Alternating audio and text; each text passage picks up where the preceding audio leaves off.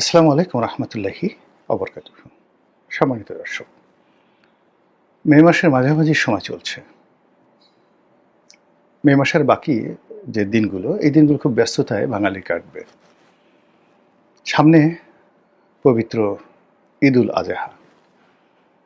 এটা বাংলাদেশের অন্যতম একটা যাকে বলা হয় প্রধানতম উপলক্ষ, উৎসব। মানে যেমন পবিত্র মাহে রমজানে একটা ইবাদত বন্দিগির একটা বিশাল তোড়জোড় থাকে পুরো মাস জুড়ে। তারপরে যে উৎসব, সেটা এক ধরনের গাম্ভীর্য। কিন্তু ঈদুল আজহা এটা এই কুরবানির ঈদ, কেউ বলে বকরির ঈদ, এই পুরো বাংলাদেশের যে অর্থনীতি, উৎসব, উদ্দীপনা, মানে এখানে আসলে তেমন কোনো পরিশ্রম নেই, কিন্তু উৎসব রয়েছে অনেক বেশি। ফলে আমাদের দেশের অনেকগুলো মানুষ যারা আধ্যাত্মিকতা আছেন, তারা হয়তো ঈদুল ফিতরকে একভাবে মূল্যায়ন করেন, আর যারা একটু আধ্যাত্মিকতার বাইরে শুধু একটা ধর্মীয় উৎসবকে উদযাপন করতে চান, তাদের জন্য আসলে এই বকরির ঈদ বা ঈদুল আজহা বা কুরবানির ঈদ এটা গুরুত্বপূর্ণ। যারা হজ করতে যান এই সময়টাতে, তাদের জন্য তো ভাবগাম্ভীর্য আছেই। বাংলাদেশে যারা থাকেন, তারা হজ না করলেও হজের আনুষ্ঠানিকতা নিয়ে তারা বেশ আগ্রহ প্রকাশ করেন, টেলিভিশনে দেখেন। আর গরু লালন পালন করা, ছাগল কেনা, গরু কেনা, এটার মার্কেটিং করা, এবং এই মুহূর্তে বাংলাদেশে ধরুন ১ কোটি গরু বা ছাগল, কোরবানির পশু প্রস্তুত রয়েছে। তো আমাদের আসলে মূলত ৭০ থেকে ৭৫ লাখের বেশি গরু লাগে না, বা গরু ছাগল লাগে না, বাকিটা কিন্তু উদ্বৃত্ত রয়েছে। তো এই ১ কোটি গরু ছাগল যে লালন পালন হয়েছে, এর অলমোস্ট 80% কিন্তু খামারিরা তৈরি করেছে, আর বাকি 20% প্রান্তিক লেভেলের কৃষক, ২টো ৩টা ৫টা করে এভাবে তারা লালন পালন করেছে। ফলে এই যে ১ কোটি গরু ছাগল, তার মধ্যে যদি ৮০ লাখ গরু ছাগল ধরেন, যেগুলো বিভিন্ন খামারে লালন পালন হয়েছে, তো এই খামারিরা এক একটা গরুতে আপনি গড়ে ২ লাখ ধরেন অন অ্যাভারেজে, তাহলে এই ৮০ লাখ ইন্টু ২ লাখ, কি পরিমাণ অর্থ এখানে বিনিয়োগ রয়েছে, জিডিপির কি পরিমাণ অর্থ।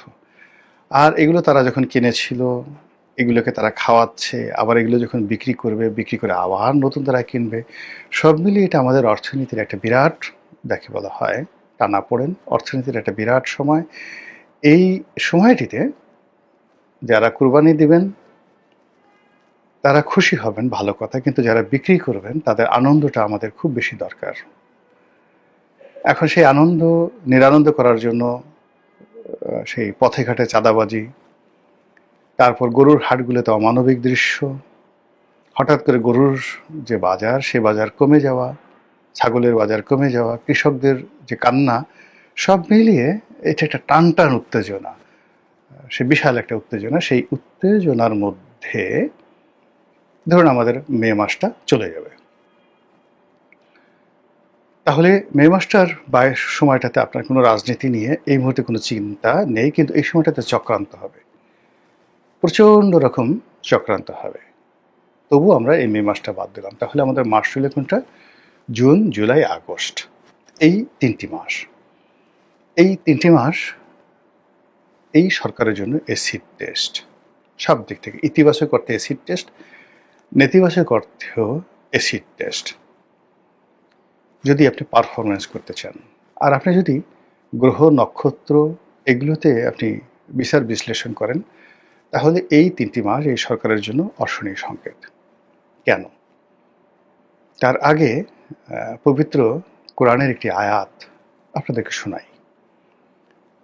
সেই আয়াতটি আমরা সাধারণত যখন লাশ কবরে রাখি, তখন আমরা এই দোয়াটি পড়ি বা এই আয়াতটি আমরা উচ্চারণ করি। বিসমিল্লাহির রহমানুর রাহিম। মিনহা খালাকনাকুম অফিহা নুইদুকুম ওয়ামিনহা নুখরিজুকুম তারাতান উখরা। আপনারা সবাই জানেন, যার অর্থ, আল্লাহ বলছেন, হে মানুষ, তোমাকে এই মাটি থেকে পয়দা করেছি,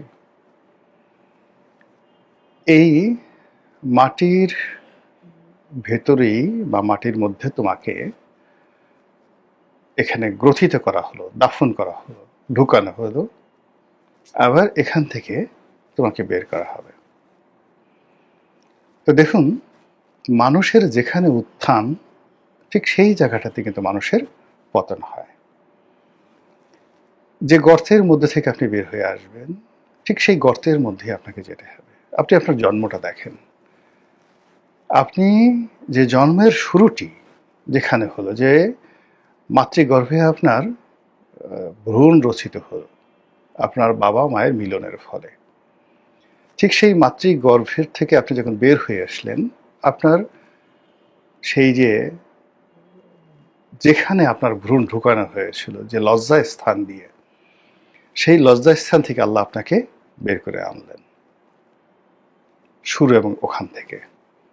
তো এরকম মাশাআল্লাহ আপনি গর্ব করতে পারবেন না এই পৃথিবীতে। মানে আল্লাহর এই জমিনে আপনাকে আল্লাহ যে নুতফা,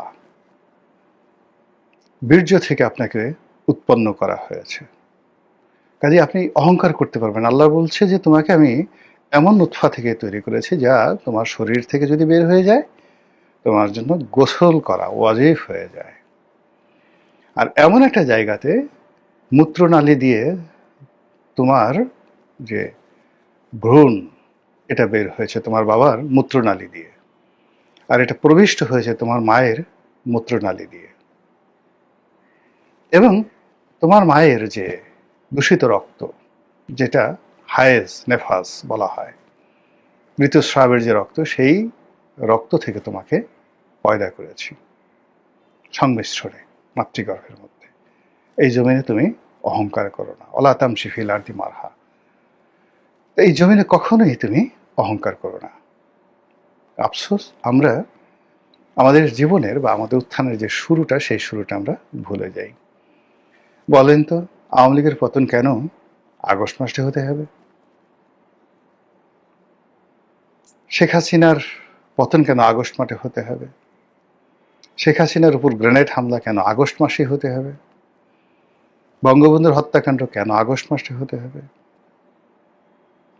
এই যে জিনিসগুলো ঘটছে একের পর এক, তো আপনি খুঁজে দেখবেন যে ওই যে শেখ হাসিনার উত্থান, মানে সেই তাদের উত্থান পতনের পেছনে আপনি দেখবেন যে আগস্ট মাসের একটা বিরাট ভূমিকা আছে। ওই আগস্ট মাসেই তাদের উত্থান হয়েছে, তাদের জন্ম হয়েছে, আবার ওই আগস্ট মাসেই তাদের পতন হয়েছে। এই সরকার বা এই সরকারের সাথে যারা অ্যালাইড আছে, বিরোধী দল এনসিপি, মানে সকলের যে উত্থান, সেই উত্থানটা হয়েছে জুন, জুলাই, আগস্ট মাসে। আগামীতে তাদের যত সফলতা এই 3টি মাসে, তাদের যত ব্যর্থতা, তাদের যত পতন, সব এই সময়টাতে হবে। এটাই নিয়তির বিধান। এই সময়টিতে যে ক্রাইসিসগুলো রয়েছে, সেই ক্রাইসিসগুলো তারা যদি ম্যানেজমেন্ট সুন্দরভাবে করতে পারে, তাহলে এই সময়টিতে ধা ধা ধা ধা করে তারা ভালো করবে। এই জন্য 3টি মাস, জুন, জুলাই, আগস্ট, তাদের জন্য খুবই গুরুত্বপূর্ণ। আর যদি তারা অকৃতজ্ঞ হয়, দ্য আনগ্রেটফুল, যদি তারা অবিমৃষ্যকারী হয়, যদি তারা উদ্যত এবং অহংকারী হয়, যদি তারা অতীতকে ভুলে যায়, তাহলে এই 3টি মাসই তাদের মৃত্যুকূপ হবে। এই 3টি মাস, সেটা এবছর হোক এবং সেটা আগামী বছর হোক।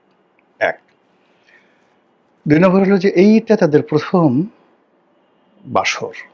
ক্ষমতা গ্রহণ করার পরে এই তাদের কাছে যেটি দিয়ে তাদের শুরু, সেই মাসটি তারা এই সময়টিতে পেল।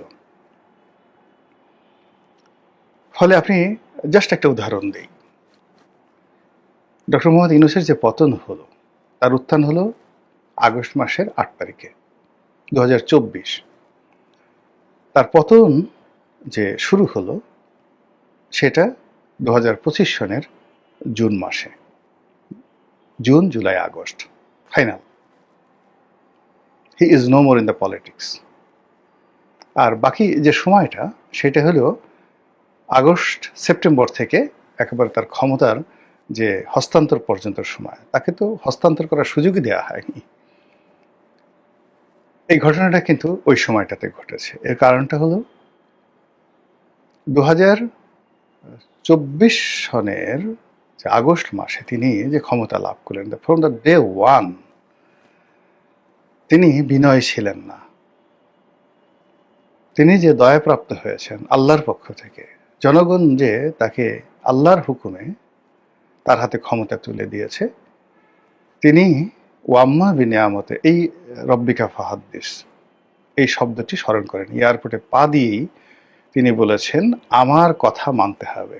What nonsense you are talking about, আপনার কথা কেন মানতে হবে, হু আর ইউ। এই যে আমার কথা মানতে হবে, তিনি যদি বলতেন যে আল্লাহর কথা মানতে হবে, ন্যায়ের কথা মানতে হবে, ন্যায় নিষ্ঠতার কথা মানতে হবে।